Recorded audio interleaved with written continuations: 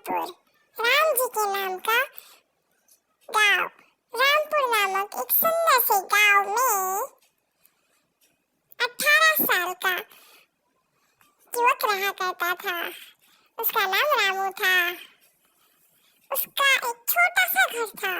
वो उस छोटे से घर में अंडरग्राउंड रहता था, क्योंकि उसका छोटा सा इतना सा घर था कि उसे रहने लायक भी नहीं हो सकता था, इसलिए वो अंदर रहता था।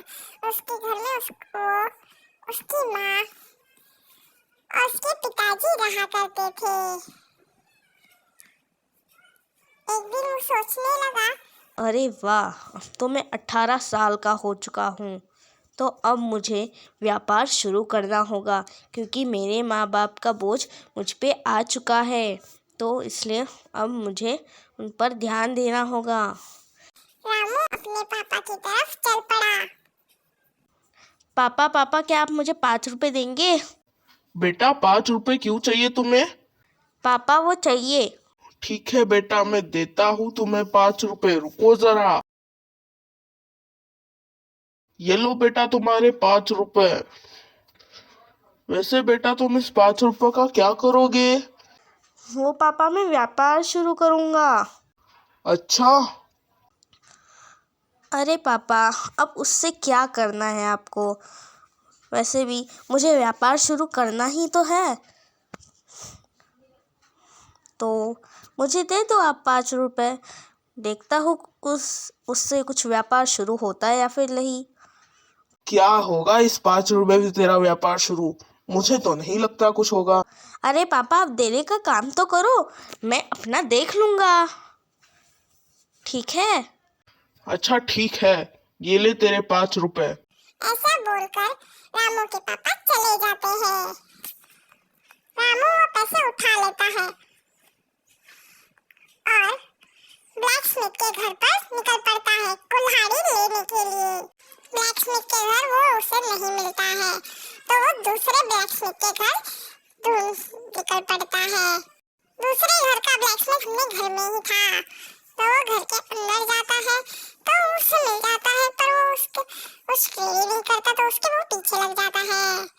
फाइनली वो उसे ट्रेड कर ही लेता है और सोचता है, अब मैं कल लकड़ियाँ तोड़ूंगा और बहुत सारे पैसे कमाऊंगा, 10 रुपए तो कमा ही लूंगा। और वो अपने घर निकल पड़ता है। घर आते ही वो सो जाता है, क्योंकि वो बहुत थक चुका था। अगले दिन वो उठते ही जंगल की तरफ निकल पड़ता है, क्योंकि अभी उसे बहुत सारी लकड़ियाँ तोड़नी थी। जंगल उसके बाजू में ही था, तो उसे कोई दिक्कत नहीं हुई। उसने फटाफट से लकड़ियाँ तोड़ना स्टार्ट कर दी। उसने ऐसी लकड़ियाँ तोड़ दी, उसे बहुत सारी लकड़ियाँ मिल गई। वो खुशी के मारे घर पर चला गया। घर पर आने के बाद उसने लकड़ियों को तोड़ के और लकड़ियाँ बनाई। उसने सारी लकड़ियाँ बना ली। अब वो दूसरे गांव निकल पड़ा उस लकड़ियों को बेचने के लिए। फाइनली वो कृष्णपुर की तरफ बढ़ चला। धीरे धीरे गांव उसे दिखने लगा था। वो नाव को त्याग के फटाफट से दौड़ के चला गया उस आदमी को ढूंढने, जो लकड़ियों के बदले हमें बहुत सारे पैसे देता है। उसका घर तो उसे मिल चुका था, बट वो उसे नहीं मिला। वो चिंतित हो गया, अब वो मुझे कहाँ मिलेगा? पर जैसे ही वो बाहर जाके गली में देखता है, वो तो वही होता है। वो फटाफट से उससे ट्रेड कर लेता है और 10 रुपए फाइनली कमा ही लेता है।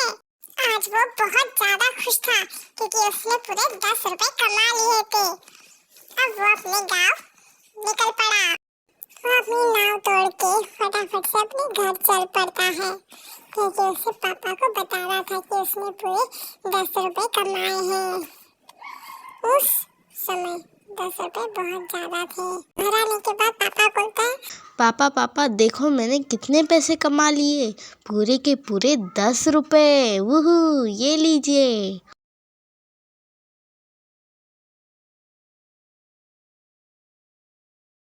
अरे वाह बेटा, तुमने पूरे 10 रुपए कमाए।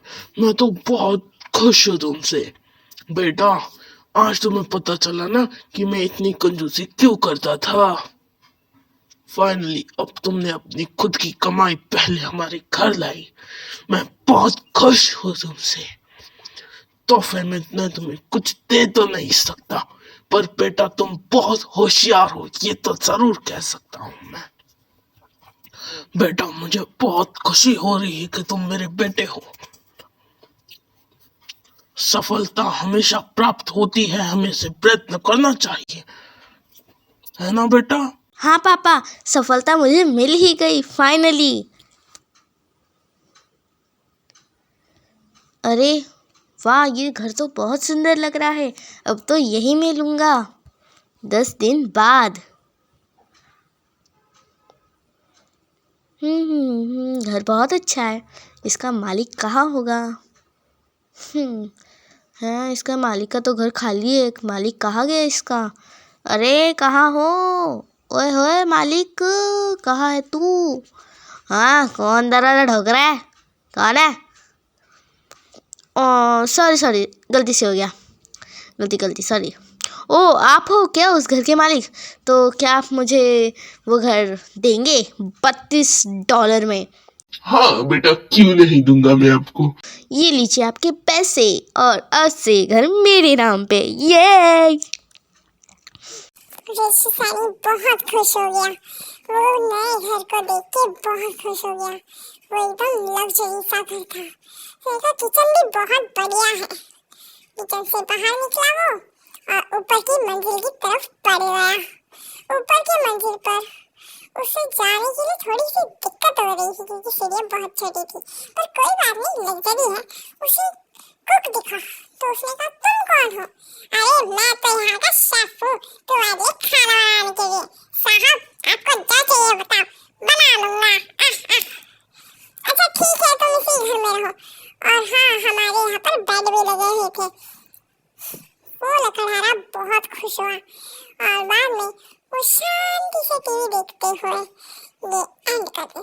इसलिए हमें प्रयत्न करते रहना चाहिए, हमें सफलता जरूर मिलती है। और हाँ, सब्सक्राइब जरूर करना, हम 30 सब्सक्राइबर के बहुत करीब है। तो अगर ऐसी मोरल स्टोरीज चाहिए तो हमारे चैनल को सब्सक्राइब कीजिए। तब तक मिलते हैं अगली वीडियो में।